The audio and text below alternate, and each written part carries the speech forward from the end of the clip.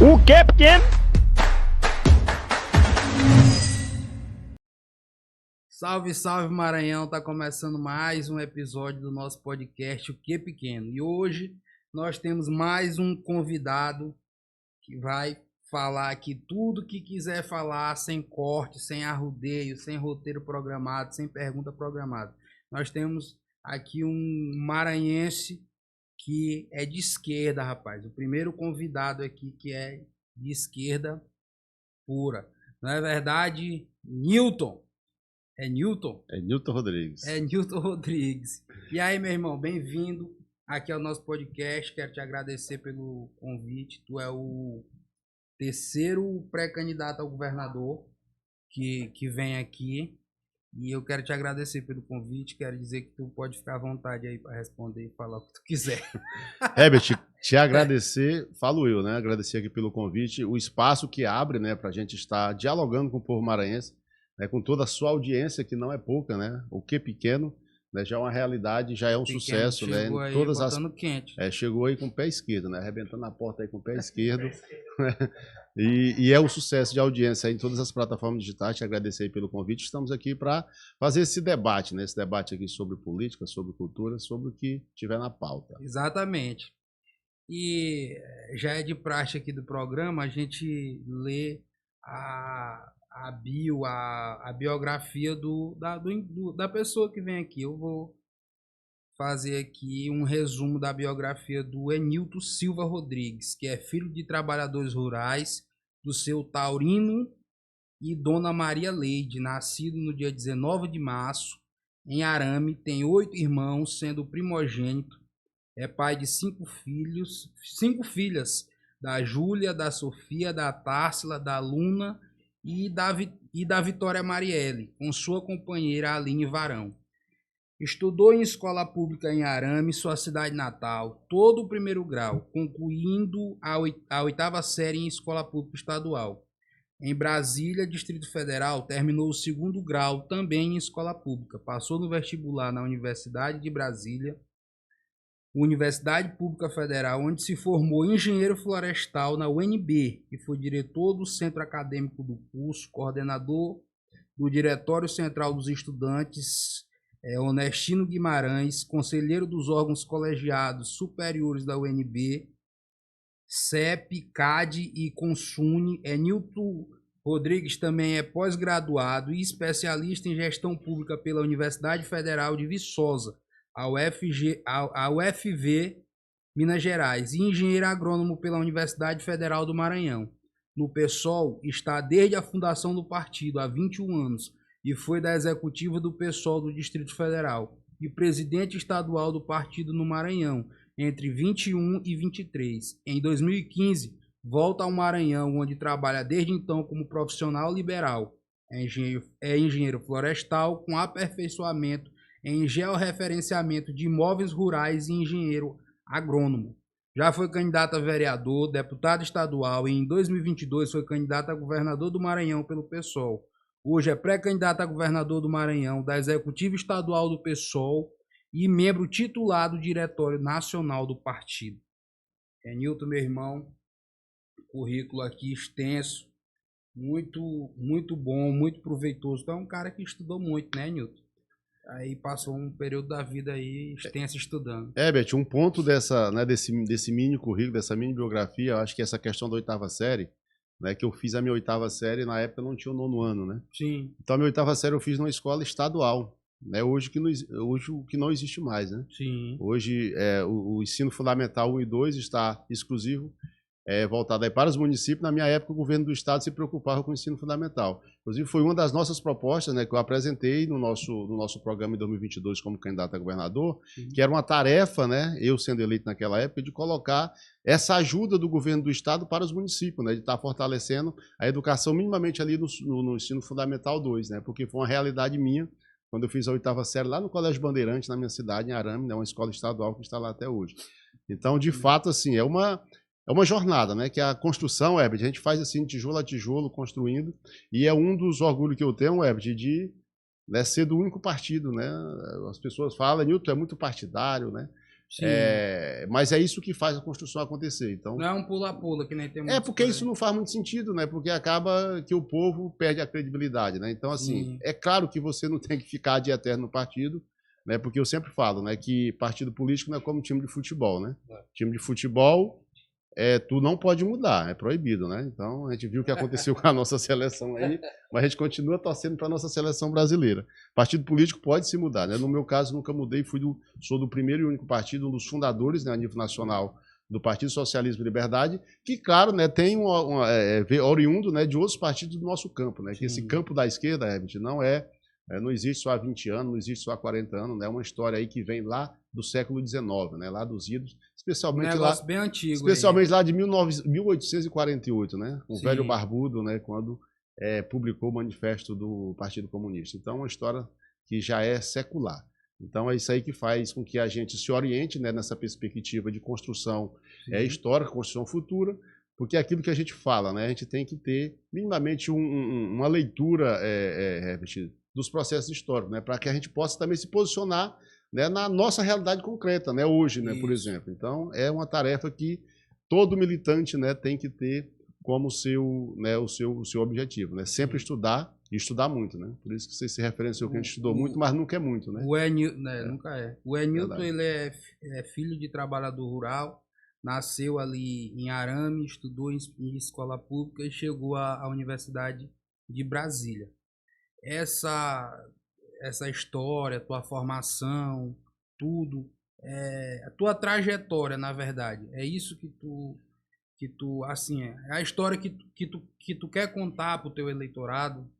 Eu acho que isso é importante, né? Não é o essencial, mas eu acho que é importante também, né, o povo, o eleitor, conhecer ali minimamente a história do pré-candidato, da pessoa que está se postulando, Herbert, a governar o estado do Maranhão. Né, que não é brinquedo, né? Não é brinquedo, não é fácil e a gente não faz só. Muita gente envolvida, né? Então, então é muito importante que as pessoas conheçam minimamente, né? Então, assim, eu sou você viu que eu tenho 8 irmãos, né? Então, eu sou o primeiro de toda a minha família. De fazer menino, não é? Aquele tempo não tinha ainda o Luz para Todos, né, do presidente Lula, né? Ainda não tinha TV, então acontecia isso. Então, 8 irmãos, né? Então, assim, o primeiro da família, Herbert, não só da minha família, né, a partir do meu pai, mas de toda a árvore genealógica a adentrar numa universidade, né? Qualquer uma delas, né? E eu entrei numa federal. Então, isso também, a gente fala isso, Herbert, nas entrevistas, para colocar a realidade dura, né, que o meu avô viveu, que o meu pai viveu, que o meu bisavô viveu, né, que era o momento onde o Brasil não existia, né, possibilidades mínimas, né, da sua juventude, né, estudar. Principalmente a juventude pobre, né? Não existia, né, tanto é que ali você vê nos anos 40, nos anos 50, quem é que ia para a universidade, né? Ali nos anos 20, nos anos 30, né, ali na colônia, quando o Brasil era colônia, né, estudava-se em Coimbra, né, em Portugal. Então, eram os doutores, né, os médicos, os advogados. Era tudo de fora. Tudo de fora. Então, isso aí acabou que no período aqui, no século XX no Brasil, os anos 20, 30, 40, 50, 80, 90, era uma dura realidade a possibilidade de o filho do trabalhador frequentar a universidade. Então, é sempre bom constatar isso. Essa realidade ainda se perdura até hoje, né, praticamente. Porque a gente também ainda é muito carente. Primeiro, hoje já melhorou muito, né? Porque tem muito programa de incentivo aí para o sujeito estudar, mas outrora aí, mesmo com um avanço tecnológico, era difícil a gente ver, por exemplo, o filho de um agricultor, como tu é filho de um cara que é agricultor rural, virar médico, virar professor, virar engenheiro. Era um negócio muito difícil. Era difícil até ver o filho assim, de um cara que não tinha condição viajar de avião. Né? Essas aí são histórias que a gente ouve, às vezes, muitas vezes em palanque, mas que às vezes a gente pensa que é uma história contada por político, mas não é. Quem é do gueto mesmo, que nem a gente, sabe que infelizmente a nossa realidade. Até já melhorou muito, né? Mas ainda também tem muita coisa para melhorar. Agora, Enilton, tu te apresenta como alguém que mudou de vida pela educação. Por que tu acha que esse discurso ainda não se transformou em voto suficiente para tu te eleger? Olha só, né? Essa é uma boa pergunta, viu, Everton? Uma boa pergunta e que a gente tenta responder junto com o povo maranhense. E aí, baseado nos processos históricos, né? A gente estava falando da educação. Quando eu entrei na Universidade de Brasília, em 2005, a universidade, eu não sou fruto, Herbert, das políticas de expansão, né, que começou ali em 2003, quando o presidente Lula assumiu né, o seu primeiro mandato, esse processo que começou a se pensar numa reestruturação da educação pública brasileira, especialmente a educação pública federal.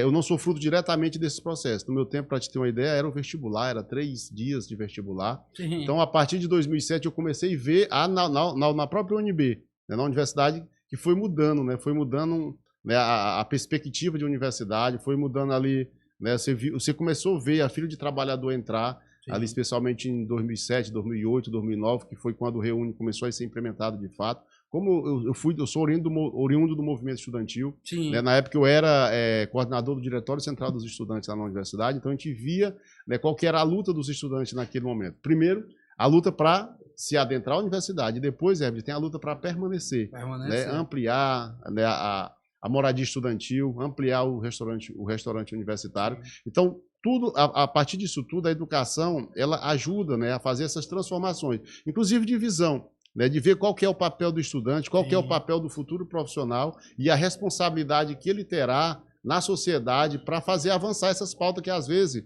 o movimento estudantil não consegue, né, as pautas que tu luta historicamente. Então, aqui fora, né, como a gente fala, depois que tu sai da universidade, sai dos muros da universidade, é quando tu vê a dura realidade que, às vezes, as políticas públicas, em especial, voltada à educação, ela não acontece.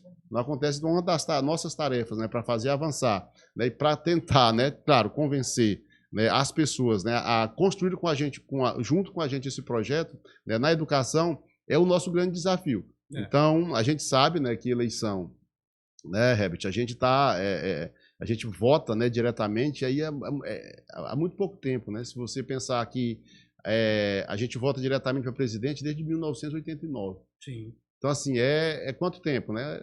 30 e quantos anos? Então, são muito pouco tempo dessa democracia, que é uma democracia, Herbert, que a gente sempre questiona. É aquela que nós não pode passar para o público, que a democracia é só tu votar de 2 em 2 anos. Tem vários outros instrumentos que tu pode usar, inclusive constitucional, como referendo, né, como o próprio plebiscito, e que durante esses mandatos aí, seja de prefeito, seja de governador, seja de presidente, precisam ser exercitados, né, para que o povo possa participar, além do voto. Então, a gente fala que nesse processo da eleição, né, dessa democracia liberal que a gente fala que está aí, a eleição em si não vai resolver todos os nossos problemas. O que vai resolver os problemas é a organização do povo que está lá nas periferias, a organização do estudante que está lá na universidade, a organização dos trabalhadores nas suas categorias e as formulações dos programas, dos movimentos sociais, que são muito importantes. Então, a gente acredita que a educação é um ponto importante e que os governos, Herbert, têm que se preocupar, sim, né, para fazer essas transformações e os investimentos para que a educação não fique só na propaganda de 2 em 2 anos, que, infelizmente, é uma realidade. Agora, Nilton, tu já foi candidato a vereador, a deputado estadual, governador e novamente se coloca como pré-candidato ao governo. Eu te faço a seguinte pergunta. Tu és um projeto político em construção, né? Porque a gente sabe que uma eleição, uma trajetória política não é só de vitória. Geralmente as pessoas, a maioria das pessoas que hoje se destacam na política não começaram ganhando, né? Tu tá construindo essa trajetória política ou tu vai insistir mesmo em ficar disputando sem estrutura eleitoral nenhuma? Herbert, assim, a gente faz parte de um projeto coletivo, eu faço parte de um partido político, né, que é um partido nacional, um partido que tem uma relevância nacional hoje, é um partido que tem uma bancada, né, que já é uma bancada gigante, né, nós temos uma bancada de 17 deputados federais, claro, né, pessoal e rede, né, tem em torno de 14 deputados federais, a rede com mais 3.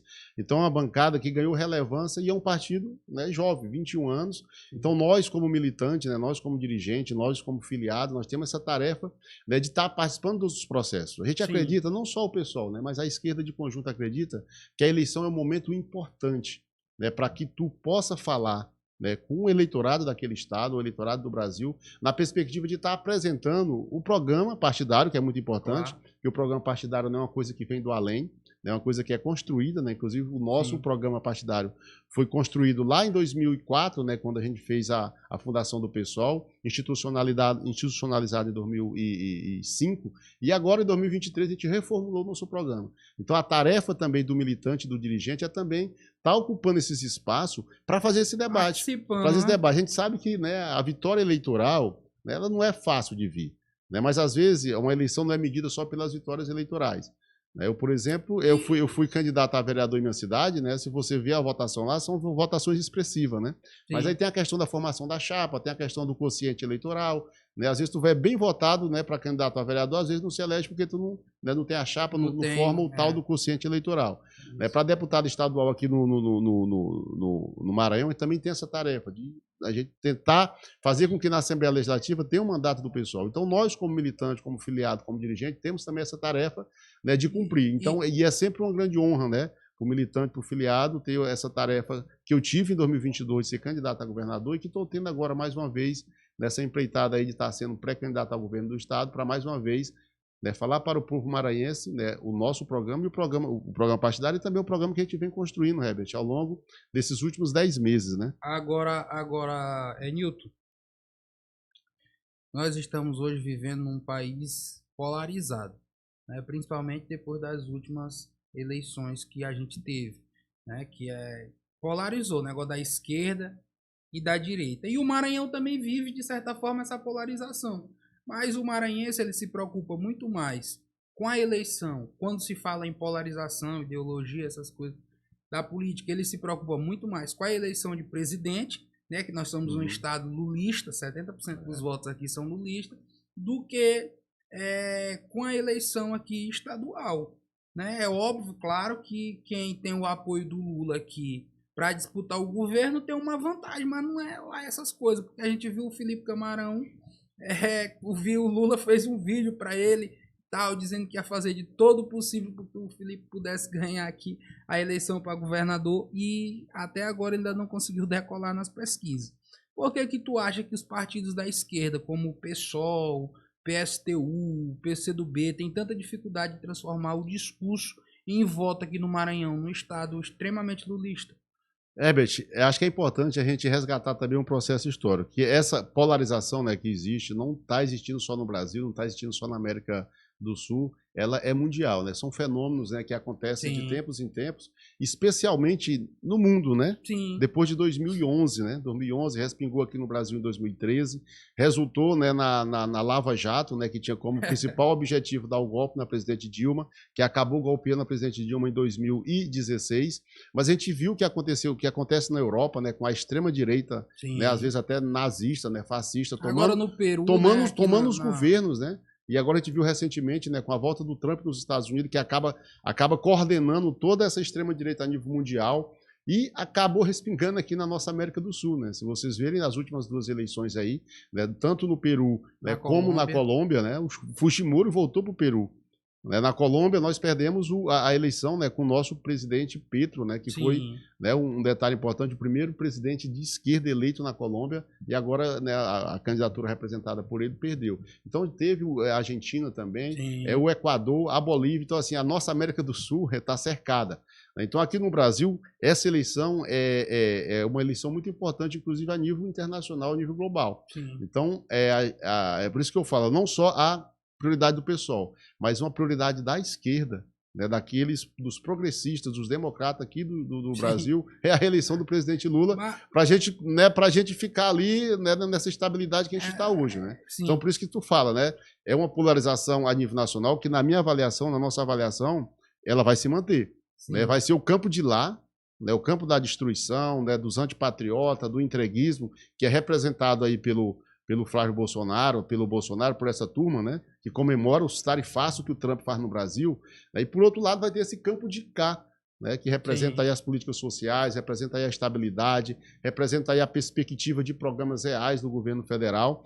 E, claro, Herbert, dentro da esquerda existem muitas nuances. Né? Tanto é que nós somos do Partido Socialismo e Liberdade. Né? A gente foi expulso do PT em 2003. Né? Eu não fui porque eu não era do PT, mas foi uma galera expulsa, a gente acaba se sentindo expulso, né? Claro. Eu votei no Lula em 2002, então a gente acabou sendo expulso do PT e sendo oposição de esquerda em todos os governos Vocês do PT. passaram um tempo, inclusive, sendo oposição ao Oposição Lula, de né? esquerda, né? Oposição Sim. de esquerda que era naquela perspectiva de fazer avançar aquele programa que foi eleito nas urnas. Sim. Agora, é claro, tem as nuances, né? O PCdoB é diferente do PCB, mas são comunistas os dois, né? Sim. O PSOL é diferente do PSTU, mas defende o socialismo. O PT é diferente do PSOL, né? Mas é um partido trabalhista, é de um partido de um campo. Então, Sim. essas nuances acontecem. Então, acaba se refletindo nas eleições e nos governos também, que às vezes são eleitos com essa pauta, com essa bandeira, com esse programa. Isso a gente vê muito claro aqui no Maranhão. Muito claro como é que isso acontece na prática. Mas né? assim, ó, em alguns estados, por exemplo, o discurso de trabalhador, periferia, campo, ele chega, né? E na prática, a polarização ali, ela acontece também na política estadual, né? E aqui, por exemplo, no Pernambuco, né? Tá ali uma disputa doida ali pelo apoio do Lula, e os dois ali são de esquerda, né? Inimaginável pensar que o Pernambuco vai eleger um governador de direita, não é verdade? Mas aqui no Maranhão não acontece isso.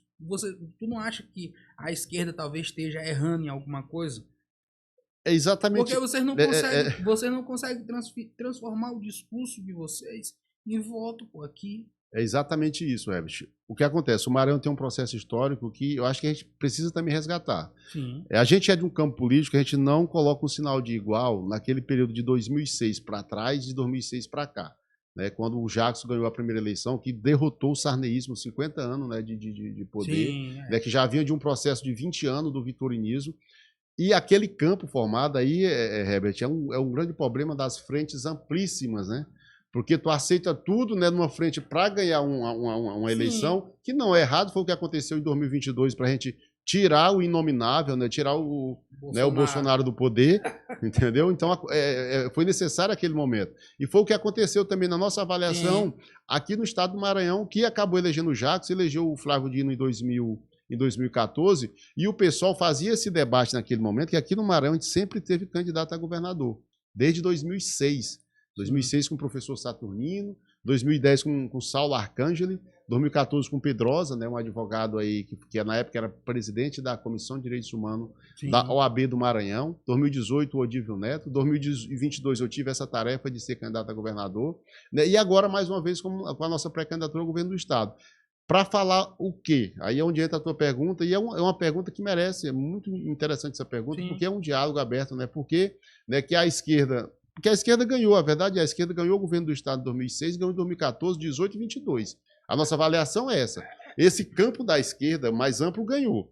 Né? Agora, o que acontece é o seguinte, como a frente foi muito ampla, né, não se conseguiu formar um bloco histórico dentro do governo para que aquele programa, né, que foi eleito nas urnas fosse implementado. Exatamente. E acabou que esse campo foi, na nossa avaliação... A esquerda ganhou, mas não foi chamada para participar do governo. Você está entendendo? É por aí. Então não se forma um bloco histórico dentro do governo e acaba que tem esses rachas. O que aconteceu em 2022? E o pessoal nunca participou de governo nenhum desses aí. Sim. Então 2022 teve o primeiro racha. Como é que justifica aquele racha? Do Everton candidato de um lado, o Simplício de outro, Edivaldo do outro. Todos eram governos. O Edivaldo Holanda foi eleito prefeito 2 vezes de São Luís com apoio do governo, do Flávio Dino. E na segunda vez... O Everton Rocha foi eleito senador na chapa do governo. Então, como é que tu explica aquele primeiro racha? Puf, rachou.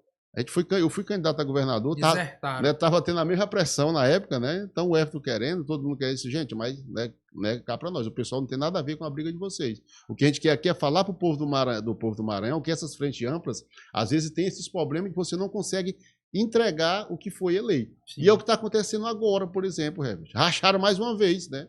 O governo agora rachou mais uma vez, mas dentro de um campo. Mas estão dizendo aí que pode sair uma fumaça branca lá no palácio esses dias aí. Tá entendendo? Será que isso aí... Porque na nossa avaliação, Herbert, eu sempre falo que aqui no Maranhão também é 2 campos, é o campo nacional, que existe nacional, tem aqui no Maranhão. Tem o campo de lá, né, representado aí pelo atraso, pelo entreguismo, pelo bolsonarismo, que na nossa avaliação é representado pelo ex-prefeito Eduardo Braide e pelo senhor Laís Bonfim, que vão estar tudo junto, né? Se não estão agora, mas vão estar tudo junto. E o outro campo é esse aqui. Né? Então tem pré-candidaturas aí que tem legitimidade, né? Por exemplo, o pré-candidato do PT, que é candidato do PT, ele reivindica o Lula só para ele. Mas o pessoal também defende, né, e No apoia caso, o presidente Camarão. Lula, o nosso amigo Felipe Camarão. Então, assim, na nossa avaliação também, o governo que está aí, que é do PMDB, é da base do Lula, do palanque do Lula. Os caras têm 5 Eles estão ministérios, juntos 4 todo ministérios. dia, né? Como é que tu vai falar para o povo maranhense, para você que está nos ouvindo, que esse povo não está no mesmo campo? É. Tem as nuances internas. Né? Por isso que tem 3 pré-candidaturas do campo do É governo. todo mundo A do Lula. PSOL, a do PT e a do PMDB. Agora, o Felipe né? Camarão disse aqui que só ele vai usar o Lula presencialmente no palanque. O Lula vai fazer vídeo, o resto é tudo de papelão. Tá bem. O Lula vai ser o Lula de papelão. Tu acha? A gente acredita que os partidos, Herbert, têm as suas autonomias, né? Então, o Felipe Camarão é do PT, o presidente Lula é do PT, do Partido dos Trabalhadores, né? Então ele tem toda a legitimidade, né, para ter a sua candidatura. Agora, a gente acha que essas frentes amplas, né, eu acho que os caras vão reclamar dele lá. Nós do pessoal, nós queremos também o Lula no nosso palanque, mas a gente não consegue, né? Às vezes até do ponto de vista legal não se consegue. Mas o que a gente quer falar aqui é o seguinte, que o Lula no Maranhão não tem só um palanque. O Lula no Maranhão tem 70% dos votos. Então é esse eleitorado que a gente tem que dialogar, tem que conversar. Porque 70%, os outros 30% está disputado aí para esse bolsonarismo que está colocado, que não é 30% do bolsonarismo raiz, né? Até desses 30% a gente pode ter mais uns 10, 15%. Mas vem aquela questão que tu começou lá no início, né? De por que 70% do povo maranhense vota no Lula, não elege um deputado estadual PT, não elege mais de um deputado federal PT, né, e não consegue formar um bloco histórico dentro do governo que eles participaram, né, para que se entregue para o povo aquilo que foi prometido nas campanhas. Então essa é a grande questão. E esse é o debate que nós do pessoal fazemos desde 2006, 10, 14, 18, 22. O pessoal usa muito Lula, né, assim, aqui no Maranhão. Aí na hora de fortalecer o partido dele... Gosta do lulismo, mas não gosta do Lula, né? Exatamente. Então essa é uma questão que aqui no estado do Maranhão especificamente, a gente do pessoal fica muito tranquilo, porque a gente acredita, Herbert, que a ameaça bolsonarista, do bolsonarismo extremo, não ameaça de tomar o governo do estado. Até o que está liderando as pesquisas aí, ele tem vergonha de falar que é o candidato dele a presidente. Que oficialmente é o Caiado, né? Que é mais bolsonarista do que o Bolsonaro. Então, assim, esses 70% faz com que esses caras não se posicionem.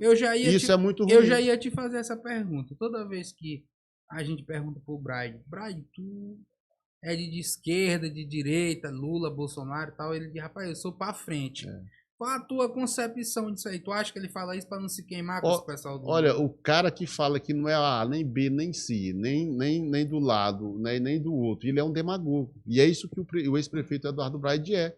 Porque como é que ele não é nem de um lado nem do outro, ele diz que é da frente. Então a frente dele agora ele está encontrando, que é a frente bolsonarista. Aqui no estado do Maranhão e a nível nacional. Porque o Caiado... Ele não pode esconder o voto dele, né? Não tem como. Não, e as atitudes deles, as ações dele, a forma dele governar, que foi São Luís, né, demonstra o que ele é. Se ele não fala, está querendo, né, enrolar o povo. Né? Isso é muito ruim para um político. Porque isso pode ter prejudicado o Everton na eleição passada. Né? Isso, Herbert. Essa história de esconder quem era, porque uma hora o Everton era Lula, aí flertou com o PL, o PL botou o vice dele, né? O vice dele, né? Entendeu? Então isso é despolitizar a política. Isso é muito ruim. Porque o cara pode até ganhar com esse discurso. Como ele mesmo ganhou a prefeitura de São Luís, com 70%, né?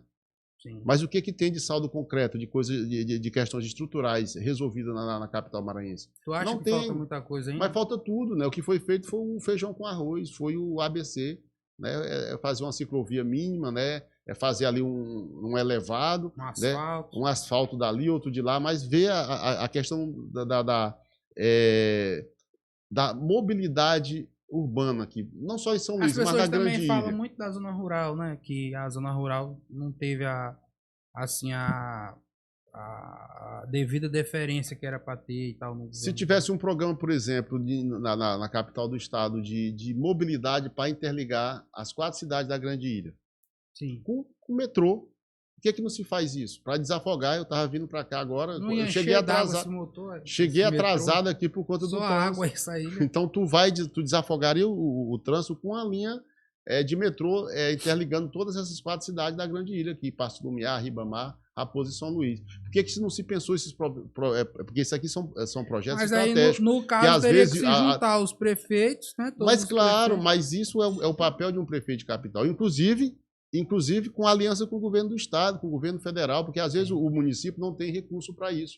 Mas nós temos, por exemplo, uma tendência, Herbert, que é uma tendência mundial, que é a tendência chinesa, né?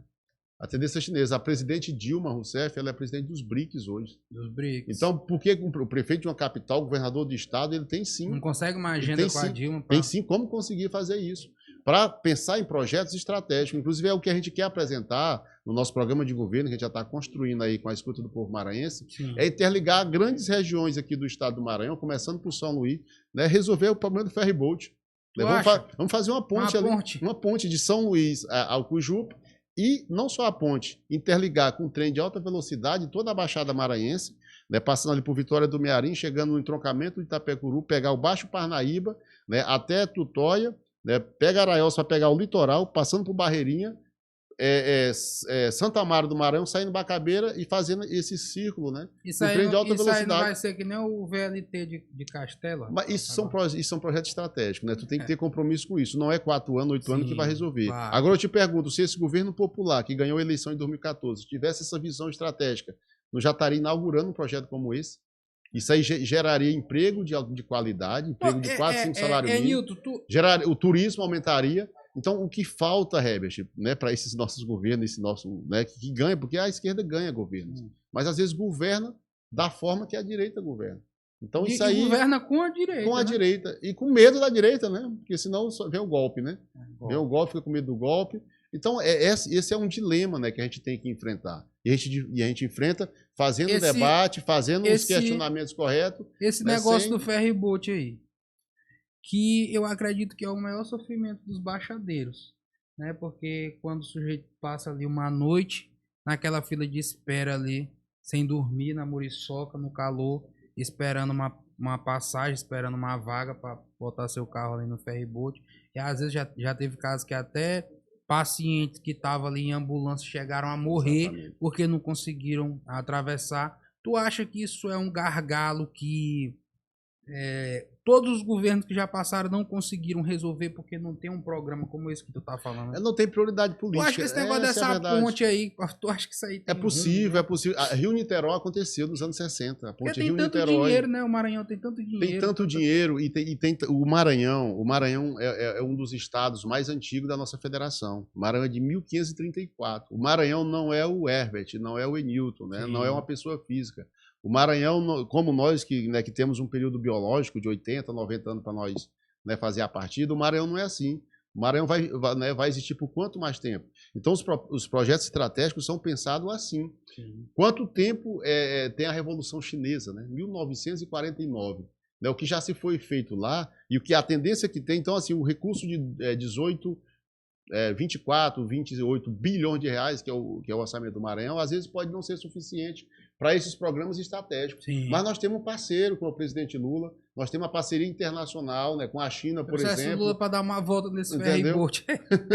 Né, ele ia resolver aquilo ali no estalar de dedo, né? Fazer um contato com o Xi Jinping, né, com a presidente Dilma. Então, os projetos estratégicos que a gente fala, a esquerda, o pessoal... E ninguém nem fala em resolver isso, né? É porque o cara quer viver de 2 em 2 anos, eleição de 2 em 2 anos, faz ali o feijão com arroz, o beabá de casa, e vai pro TikTok, vai fazer vídeo de 30 segundos, de 1 minuto e meio, e vai achar que as coisas se resolvem. Então, problemas complexos não se resolvem, não se tem resoluções fáceis.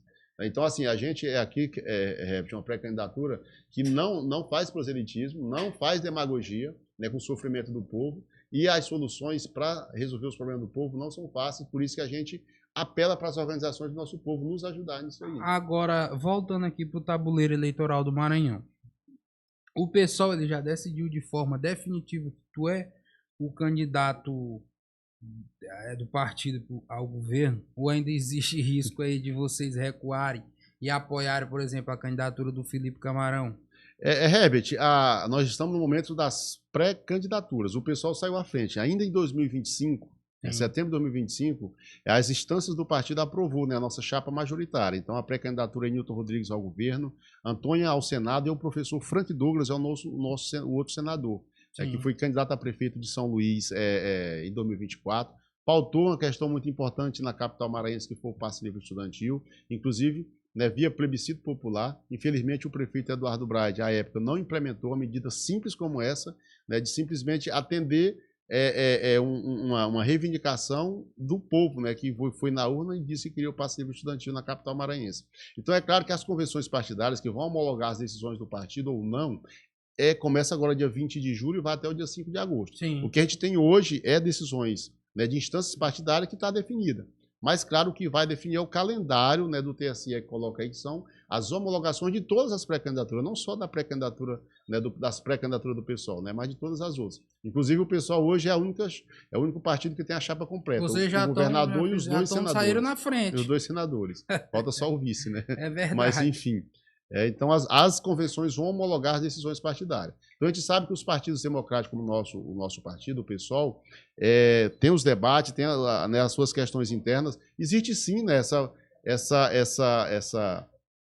essa perspectiva de aliança. A gente, Herbert, do PSOL, né, não é um partido anti-aliança. Né, a gente dialoga com esses partidos do nosso campo, o PT, sim, o PCdoB, o PSB, o mesmo campo ali de você, é o mesmo né? campo. Então, essas nuances aí que a gente fala, que às vezes confunde o povo, né, confunde o nosso ouvinte, é exatamente por isso, essa esquerda que não se une, né? Sim. Essa esquerda que, esse campo tem 3 pré-candidatos a governador. Não te então, incomoda, assim, às vezes, assim, um integrante do PSOL tá ali com o Felipe, tal, no palanque do Felipe. A gente tem uma decisão... Porque o pessoal do PT, né? Tem muito petista aqui no Maranhão que estão todo dia, que estão com Brandão. O Felipe tá praticamente sozinho. A gente acredita, Herbert, que a partir do momento, né, que a instância partidária tem uma definição, né, se o partido de conjunto tiver, né, naquela mesma perspectiva, a gente cresce. Né? Então, ao invés de estar com 2% hoje nas pesquisas, a gente poderia estar com já com os 2 dígitos, né? Mas, infelizmente, os nossos partidos, como o PT, como o PSOL, né, os partidos são os partidos muito democráticos, né? Então, são vários partidos dentro do partido. Sim. E acaba que alguns setores, né, às vezes vacilam. Né? Então, a gente acha que é um vacilo de alguns setores, né, de repente, ter uma decisão partidária e, às vezes, ficarem com flerte. Né? Mas aquilo que eu falo, esse nosso processo, a gente não é anti-aliança, mas a gente acredita, faz uma leitura política do que está acontecendo no Maranhão hoje. Então, esse campo rachou, nós não somos desse campo aqui no estado do Maranhão, nós somos desse campo a nível nacional. Sim. Então, esse é um questionamento que eles têm que resolverem. O pessoal está aqui para fazer esse embate, para fazer esses questionamentos, inclusive, né? Por que racharam? Por que não deu certo? Né? Por que 8 anos não resolveram o problema de concurso público da saúde, o problema de concurso público na educação, né? O problema de reestruturar, por exemplo, o setor agrário nosso aqui no estado do Maranhão, de reestruturar as EMATES, né, para estar dando assistência técnica ali para a agricultura familiar, para estar aproveitando, Herbert, a mão de obra qualificada que forma a Universidade Estadual do Maranhão, a Universidade Federal do Maranhão, por exemplo, nas áreas agrárias. Então, são questionamentos que só o pessoal vai fazer isso nos debates. Só o pessoal vai apontar e dizer por que simplesmente não fizeram isso, que o povo quer saber disso. Sim. E não somos nós, o pessoal, que vai esconder esse debate. Agora, tu falaste que a tua chapa já está formada, né? Mas existe uma conversa aí nos corredores da política que a Cariongo, né, poderia ser a vice do Felipe Camarão. Como é que tu vê isso aí? Já bateu o martelo mesmo? Olha, hoje o que a gente tem de concreto, o que eu posso falar? A gente pode fazer comentário, mas eu posso falar aqui do ponto de vista que existe oficial. Então, hoje o que existe oficial, né, do ponto de vista de instâncias partidárias, só a nossa chapa com a Cariongo, inclusive, né, pré-candidata ao Senado aqui na chapa do PSOL, né? O outro senador, o professor Frank Douglas, e eu, pré-candidato a governador do estado. Sim. Então, claro que tem setores no partido que fazem diálogo, mas o que tem hoje de concreto, de real, é a nossa chapa própria, né, o governo do estado, para fazer esse debate com a sociedade maranhense. Inclusive, Herbert, a gente já está, né, encerrando aí a nossa escuta do povo maranhense, que rodamos aí, né, o estado todo. Né? Claro, não as 217 cidades, sim, mas todas as regiões do nosso estado. Inclusive, a gente quer fazer o fechamento ali na região Tocantina, né, em Açailândia, lá no dia 12 ou dia 13, né, para a gente poder escrever, né, esse programa. É isso que a gente coletou nessa nossa escuta aí pelo Maranhão, para estar apresentando esse programa aí a partir do dia 16 de agosto, que é quando de fato começa a campanha eleitoral aqui do nosso estado. Então, Herbert, o candidato, o pré-candidato, na verdade, é apenas um interlocutor, né? Um porta-voz daquele programa que é construído ao longo do tempo, ao longo da história, ou no nosso caso aqui, né, ao longo da história, mas mais especificamente de setembro até agora. Agora, Nilton, sobre corrupção. O pessoal, ele trata os casos envolvendo o PT com o mesmo peso com que trata os casos envolvendo o Bolsonaro. e os seus aliados? Ou existe uma regra para a direita e uma regra para a esquerda no campo de vocês? Herbert, a corrupção é sistêmica, né? Sim. E quem dirige, né, o Brasil, quem dirige o mundo é a direita, né, tradicional. Então, a corrupção é um problema, a esquerda tem isso como pauta. E a gente vê o que acontece, os escândalos, né, que vem acontecendo, né, a justiça está aí para, né, fazer o julgamento, para fazer as condenações. Nós da esquerda fomos, né, triturados, né, nos últimos períodos. Eu falo nós porque, né, a gente coloca o PT nesse nosso mesmo campo, né? Então, sim, você vê aí, claro, né, o escândalo de 2005 que teve, né, que acabou se revertendo, né? Muitas das condenações foram revertidas, foram anuladas por conta, né, da própria política, né, do próprio judiciário, né, tentando intervir em partidos políticos. Então, essa é uma pauta, né, que não tem A, não tem B, né, não tem a da esquerda é assim, da direita é assim. A gente acredita que é uma pauta sistêmica, né? Corrupção é sistêmica do sistema capitalismo que está aí. Exatamente. Agora, vocês estão apoiando o Lula por convicção, ou vocês estão apoiando o Lula com medo de ser responsabilizado aí pela uma suposta volta do bolsonarismo? Na verdade, desde de 89, Herbert, que o povo brasileiro nos apoia, né? Eu sempre falo que o povo brasileiro é muito generoso, né? Que se tu pensar que a gente voltou a votar para presidente da República em 89, e que de 89 até a 22, sim, esse nosso campo nunca ficou fora do segundo turno, né? Então, isso mostra que o povo brasileiro é um povo generoso, e não só de 89, né, até agora, mas a gente faz isso por convicção, né, convicção política, né? Os programas, os partidos têm suas nuances, têm suas divergências, mas do ponto de vista estratégico, esse é o nosso campo. Né? O campo que a gente resgata lá do João Goulart, que a gente resgata lá da época Vargas, inclusive da época Vargas. Né? Sim. Né? A CLT foi conquistada na época Vargas. Né? Lá dos processos, dos processos internacionais, dos inícios lá das conquistas, né, das revoluções que aconteceu o mundo afora. Então, assim, é um processo histórico. Né? A gente não pode se pautar por questões específicas do momento, conjecturais. Né? Então, a gente faz por convicção, e é por isso, Herbert, que tentaram nos acabar, né? 2011, 2013, prenderam o presidente Lula, né? Assaltaram a presidência da República, e hoje, né, o nosso candidato a presidente está liderando as pesquisas. Então, assim, se não fosse por convicção, né, se não fosse por uma construção histórica, né, a gente, né, até os partidos já teriam sido extintos. Agora, Nilton, então, por isso que a gente se fortalece cada eleição. Sim, falando em construção partidária, já tem o vice já definido na tua chapa? É o que está faltando ainda para nossa chapa completar, né, Herbert? Então, a gente sabe que a vice é muito importante, né? É um cargo estratégico, e a gente está dialogando, né, ainda com setores do partido, né? Porque o nosso pessoal é um partido democrático, né? Então a gente está dialogando com setores do partido, com setores do povo também, para que a gente possa representar uma candidatura de vice-governador que seja representativa também. E como é que está a montagem de chapa aí para deputado federal? Um ponto importante, Herbert. Olha, a nossa Câmara dos Deputados hoje, ela é dos 513 deputados. O presidente da República é o Lula, né? No nosso campo da esquerda. E o nosso presidente não consegue passar uma indicação para o Supremo Tribunal Federal. Claro, não foi na Câmara, foi no Senado, mas proporcionalmente é a mesma coisa. Então, uma das nossas prioridades nacional do pessoal é a Câmara Federal. Então, nós queremos renovar nossa bancada de 17 deputados federais, ampliar ela. E aqui no Maranhão a gente quer sim eleger a nossa primeira bancada. Né? O pessoal não tem deputado federal aqui no estado do Maranhão. Então, uma das nossas prioridades é essa.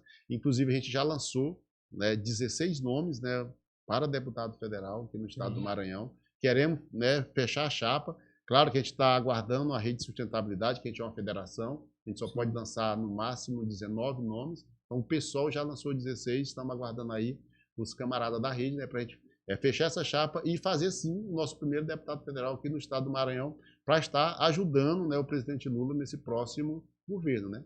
Que o Brasil, né, perdeu o Hexa. Mas o Hexa vai vir para o povo brasileiro agora com a eleição do presidente Lula. Será, rapaz? Vai, agora, tu falou uma coisa importante sobre essa questão do parlamento, né? Que o Lula não conseguiu nem concluir a questão da indicação de um ministro, que é uma coisa que um presidente não perdia, né? Podemos dizer assim, desde a época eu não sei nem. Desde o século XIX, né? Que o presidente não. República Velha ainda. Exatamente. E, por exemplo, teve senador aqui do Maranhão, senadora do Maranhão, a senadora Ana Paula Lobato, que é mulher do ex-presidente da Assembleia, Otelino Neto, que a imprensa nacional colocou ela como uma das senadoras que não votou, né, a favor do candidato do Lula ali, a favor da indicação do Lula. Como é que vocês que são aí de esquerda, e o Otelino, que é um cara também que tem até o Che Guevara desenhado no braço.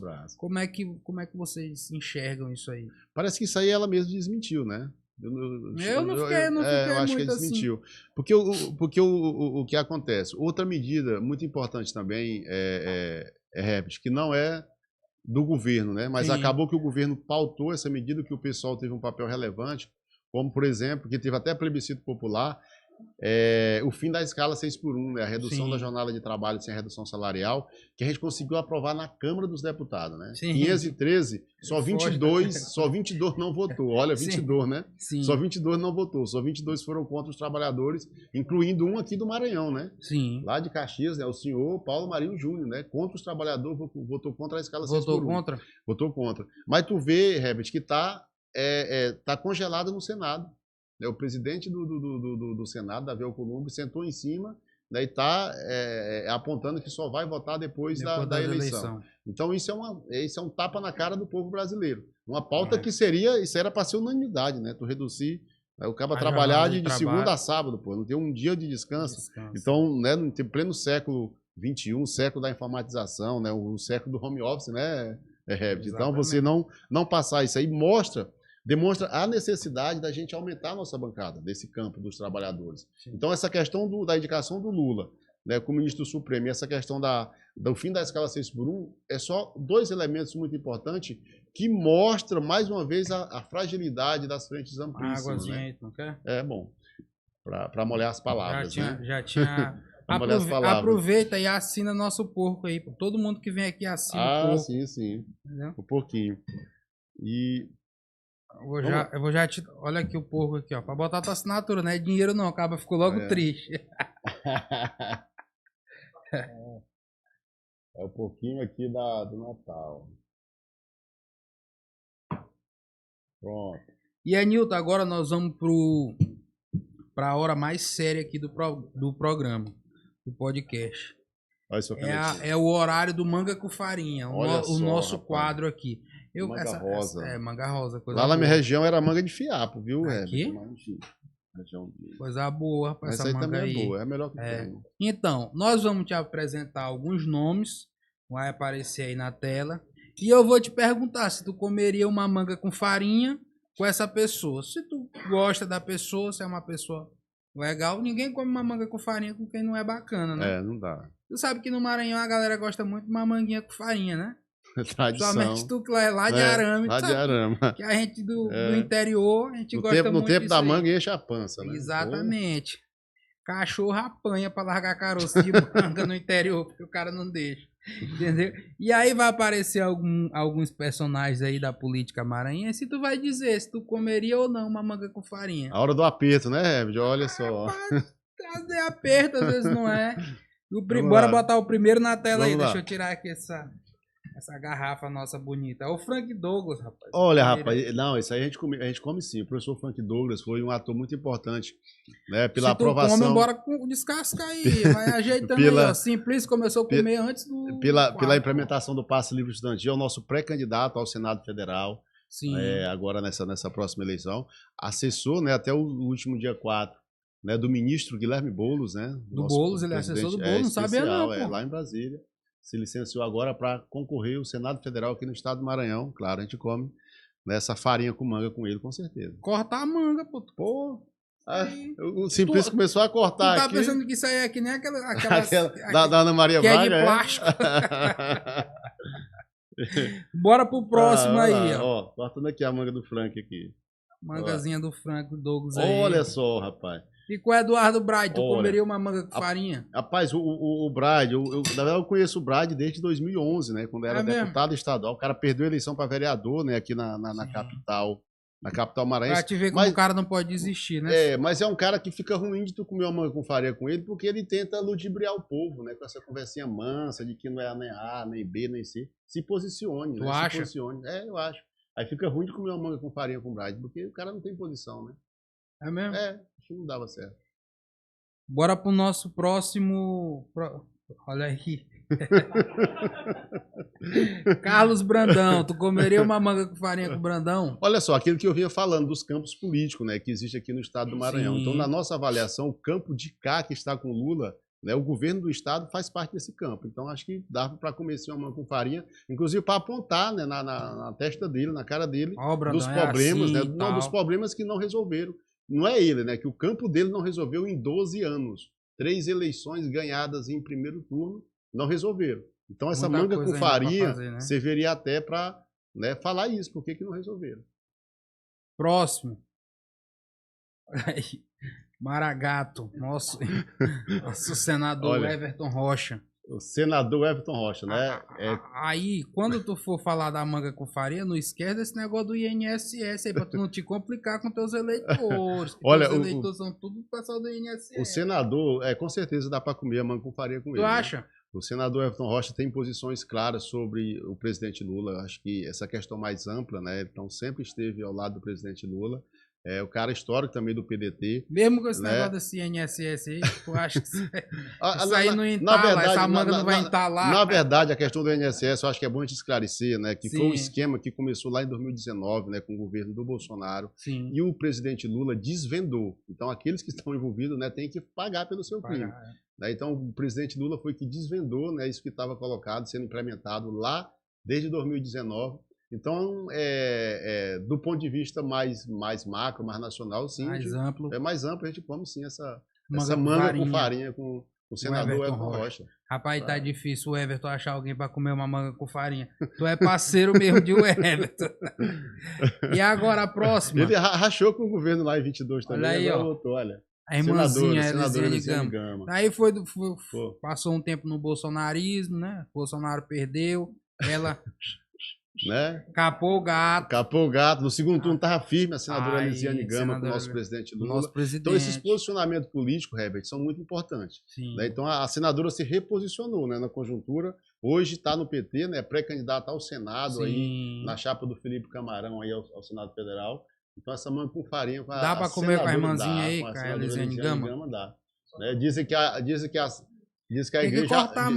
a igreja abandonou, né? Mas ela tá dando a volta por cima aí, claro. O cara acabou de meter um prato de carne ali na cabana do sol, o cara vai tirar gosto com manga, sabe? E o pior é que a manga com farinha ela tem que estar bem madurinha, né? Essa daí, Ó. Não, mas essa daí tá boa, pô. Olha aí, chega, tá dando água na boca aqui de longe. Pode vontade. Bora pro próximo aí. Pra ver se dá pra meter essa manga. Vamos ver. Putz que pariu. Corte, né? Corte. Não, isso aí não dá, que é bolsonarista raiz. É mesmo? Desde sempre, né? Se elegeu nas costas do Flávio Dino, né? Do campo, e logo em seguida virou bolsonarista no roxo. Não, né? Dá pra comer uma manga com farinha. Isso aí não dá Roberto Rocha. Não dá nem pra sentar na mesa com o bolsonarista Roberto Rocha, não dá. É mesmo? Não dá. Mas sabe que é bolsonarista? Porque é campo definido, não tem jeito. E ele é dos raízes. Manga com farinha, come com quem Tanto é que o caba lá afrouxou, né? O Laésio, né? Correu. Caiu né? fora. Vai aparecer aí também. Tirou a cela, né? E caiu fora. Sim. E agora ele disse que é pré-candidato a governador. Será que se aguenta, sustenta essa candidatura? Rapaz, como ele é muito raiz, talvez ele sustente, né? Porque dispute, né? Dispute aí essa vaga aí com esse eleitorado do Bride aí, que também, né, se posicionar como bolsonarista. Não dá, viu, ex-senador Roberto Rocha? Começa a manga com o tiro. Eita, até espirraram pra ali quando botaram Roberto Rocha. Olha aí, ó. Felipe Camarão, eu comeria uma manga com farinha com o Felipe? Claro, Felipe Camarão sim. Ele vai boa praça, Felipe Camarão, vice-governador do estado. Um cara que tem um currículo acadêmico aí, né? Nunca disputou uma eleição, né, Herbert? Né? Diretamente. A bandeirinha da paz aqui, ó. Todo mundo em paz, a primeira será essa, né? Como candidato a governo do estado. Né? Então, comeria sim essa manga com farinha com o vice-governador Felipe Camarão. O PT, né? Aliado, né, de primeira hora aí do nosso ex-governador Flávio Dino, né? Então, Flávio Dino. Agora ministro, né, do Supremo Tribunal Federal. Ministro. Claro que sim, o Felipe Camarão sim. Aí, Felipe. Felipe, comeu manga aí pra pôr. Olha aí, fufuquinha, comia? Uma manga com farinha com fufuca. Isso aqui é da tropa, da linha de frente do bolsonarismo. Não dá. Não dá? Não dá. Não Mas dá. como é que o cara da linha de frente E do a ideia bolsonarismo, e é pô? ministro do Lula. Como é que tu Ministro explica, do Lula, como é que tu como é que explica isso pro povo, né? O cara é do PP do Ciro Preservado do Nogueira, capeta, cara. isso aí. As frente amplíssima, entendeu? O cara é ministro do Lula, cara. É, não dá. Do PP do Ciro Nogueira. André Fufuca. Não dá. E agora Tu se não juntou. comeria uma manga com farinha Não, com não dá, fufuca? não dá, não dá. Que ele se juntou agora com o Passar a Bride, né? bandeirinha da paz aqui, ó. Fufuca não Semear a dá. paz, nada da discórdia. Não dá. Mais Porque, um aí. porque ele tem um campo muito definido e acaba também sendo demagogo com o povo maranhense com os 70%. Tu acha que ele só usa o Lula? Mas é claro, porque os 70%, deixa ele disputar os 30%, os 15% dos bolsonaristas roxos aqui no Maranhão, que ele não se elege para deputado federal. É mesmo? Não se elege. Mas aí ele faz aquela demagogia clássica, né? De que vai. Aquele Ele show. ele chega no eleitor lá do interior, o cara pergunta: meu compadre, tu vota no Lula ou no Bolsonaro? Ele pergunta: isso é o quê? Se o cara diz que é Lula, ele diz que é Lula. Se o cara diz que é Bolsonaro, ele diz que é Bolsonaro. Então, Fufuca é um cara artista, que ele, despolitiza a política e não contribui com nada com o nosso Maranhão. Tu acha? É claro. Com esse, Na perspectiva com política, esse sim. ministério dele aí do esporte, ele botou muita coisa aí, pô. Mas é o Perfeito. presidente Lula, Herbert. É o presidente Lula que tá fazendo um baita de um governo, apesar, né, de partidos como o dele, né? Tu Como acha dele, que, como o PP. que É o porque presidente o Bride Lula. ele é um cara que não gosta de política, né? De político. É. Tu acha qual foi a ideia do Bride aí de se Hein, juntar com Herbert? Fufuca? Hein, Herbert? O Bride não gosta de política, né? Mas disputa desde 2012. Inclusive perdeu a eleição para vereador em São Luís, né? Então é contraditório. Ele não gosta de política, aí pega, né, o André Fufuca, né? Sim. Talvez aí a turma do Josimar do Maranhãozinho. E aí como é que não gosta de político, né? E tá abraçado com todos eles. Então a gente acredita que ele faz demagogia, né? Tu Ele acha? faz demagogia né, depois, e geralmente depois de eleito, né? Então, assim, a gente acha isso muito ruim para a política maranhense e para a política de conjunto, né? Então, porque ele é de um partido, né? Sim. Que tem como presidente Ronaldo Caiado. Ronaldo Então, Caiado, Kassab. Kassab, né? Então, daí tu tira, né? Turma boa, ainda Então, tem gente aí pra aparecer. Olha, Haroldo Saboia. Haroldo Saboia. Deputado constituinte, né? Foi do Gente PSOL. boa. Gente boa, gente boa. Tem uma história, né? Sim. Uma história, um legado que merece ser respeitada. O Haroldo Saboia foi do nosso Partido Socialismo e Liberdade. Sim. De 2011 até agora, um dia desse, comemos sim A manguinha essa com farinha, manga com farinha, Saboia. deputado constituinte, né? Deputado federal, vereador da capital dos maranhenses, Haroldo Saboia, com certeza. Grande Haroldo Saboia. E o próximo aí, quem é, criança? Apesar das questões internas. Quem olha é pequeno? Olha só. Quem é isso? Olha né? aí, ó. Mais um, né? Artista Do núcleo aí. duro, né? A gente fala que é o núcleo duro. Laésio Bonfim. Ernilton comeria uma manga com farinha com Laésio Não, Bonfim? não dá. Com Laésio não dá. Laésio é fazendeiro, né? Ele é do núcleo duro e medroso, né? Do bolsonarismo que não se declara também. É aquele cara que é um evangélico da igreja, Sim. mas sempre nega o Messias dele, né? Eu falei isso para ele no debate em 2022, que ele foi candidato a governador, ficou em segundo lugar. Não dá para comer essa manga com muita farinha. graça desse sorriso desse É muito falso, né? Tu acha? Muito. Quer ludibriar o povo maranhense. Mas agora correu com a cangaia, né? Não vai nem Não ser aguentou, né? Não aguentou. segurou. E parece que agora nem o Bright tá querendo ele de senador. Olha aí, ó. Pra onde é que ele vai? Bora espanar. Pra onde é que ele vai? Quem a gente não come manga com farinha, a gente espana. Vá. Espana, larga de loucura. Ele vai pra chapa do Roberto Rocha agora, é? E agora terminou, meu irmão. Rapaz aí já comeu manga com farinha que não aguenta mais. Que pressão. Meu amigo é Nilton, rapaz. Tu tem 3 minutos aí pra fazer tuas considerações finais, mandar teu abraço aí pra mulher e pras meninas que estão em casa mais tarde. Olha, rapaz, 5 meninas, viu? 5 filhas maravilhosas que eu tenho. A Sim. Julinha, a Sofia, a Tarsila, a Luna, a Vitória Marielle, com a minha companheira, né, Aline Varão.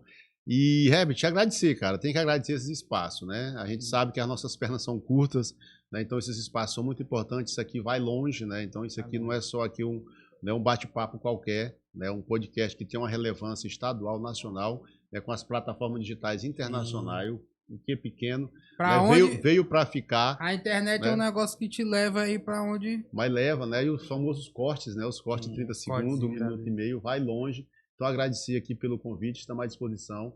fazer aqui um reforço, viu, Herbert, para quem está nos assistindo, nos vendo, nos ouvindo, né, especialmente para a juventude, para que se envolva, para que se organize, né, para que estejam presentes construindo os programas que a gente quer que seja implementado.